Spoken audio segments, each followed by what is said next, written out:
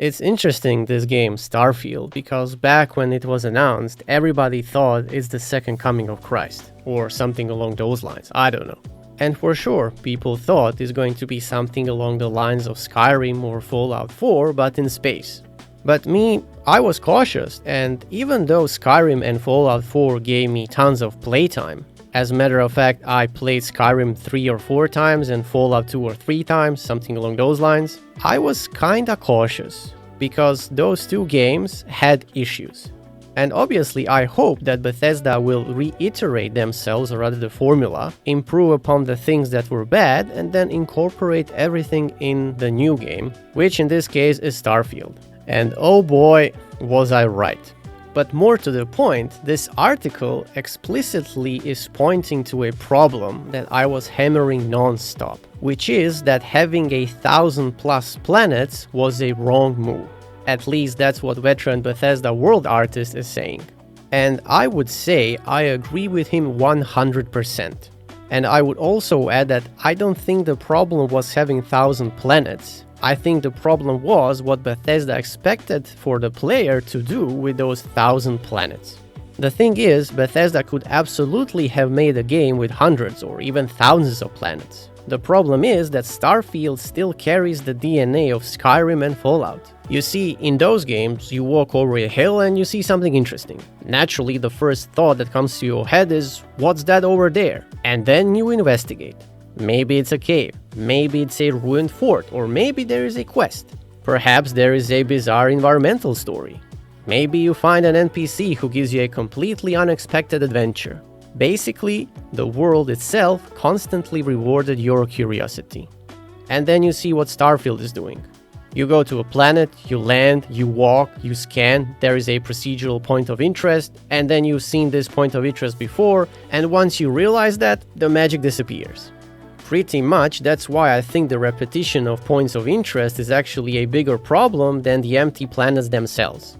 I mean, to be fair, those empty planets, they were just small fishbowls, so to speak, and there is nothing inherently wrong with a barren planet. But the problem is when you discover a facility and realize that you have already been there in that exact building, and then you find the same corpse, you find the same computer, the same nodes, and the same layout. That's where procedural generation starts fighting against Bethesda's environmental storytelling. I mean, when I was playing, I was noticing these patterns extremely quickly, and at first I thought I was losing my mind, but actually those points of interest, well, I already seen them, so I was like, what the hell is going on? Also, another huge problem were the loading screens. I don't know about you guys, but every single time I was going to my ship and I was taking off, it was loading screen after loading screen after loading screen. And then essentially I just stopped using the ship altogether if I already had a fast travel point on a planet, and I would just fast travel and that was about it. The next problem, obviously, was the map. Essentially fishbowls, like I already said, so you don't really have that immersion that you had in Skyrim or Fallout 4, because in those games the maps were seamless. The only time you would encounter loading screens was when you were going into some kind of a building or a bunker or whatever. And then there's the story, and then there's the leveling, and I can go on and on and on about these particular issues with Starfield, but the point is this. Yes, having gazillion of planets was a bad decision, but that's not the only problem with Starfield. Fact being, there is a whole host of problems why that game is bad, or at least why that game is not what we are used to seeing from Bethesda because of, Skyrim and Fallout 4. I suppose the real question when it comes to Starfield is, did Bethesda misunderstand what makes its games fun? Because Starfield took one of Bethesda's greatest strengths, which is handcrafted exploration, and diluted it in pursuit of scale. You had Skyrim with massive world, and almost everything you stumble across could be interesting. And then you have Starfield. There is an almost incomprehensibly massive universe, but most of it isn't particularly interesting.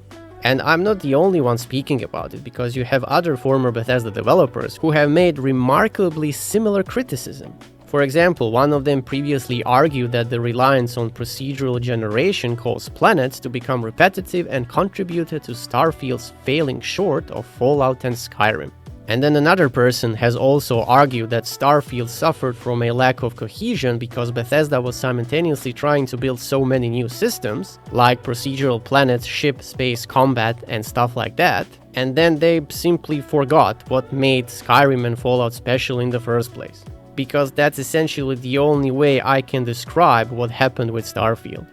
Now, you could make an interesting counter-argument. Spoiler alert, it's bad, but you can still make it. And that is that Bethesda itself has essentially acknowledged that Starfield wasn't trying to be Mass Effect.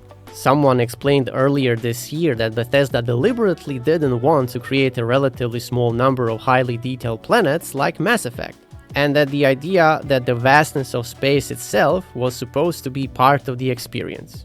And honestly, to this I can say, what a pile of dog shit. Because the problem is that the fantasy of exploring a huge galaxy isn't fun gameplay.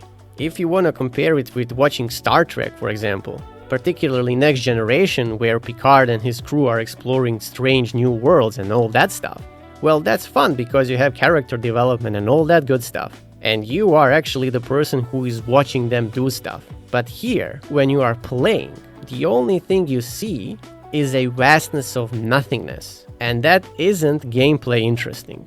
And that's where, in my opinion, I think Bethesda miscalculated. Badly. But yeah, to summarize this video, it's 100% true that having thousands of planets definitely didn't help Starfield. But that is only one of many problems that game has.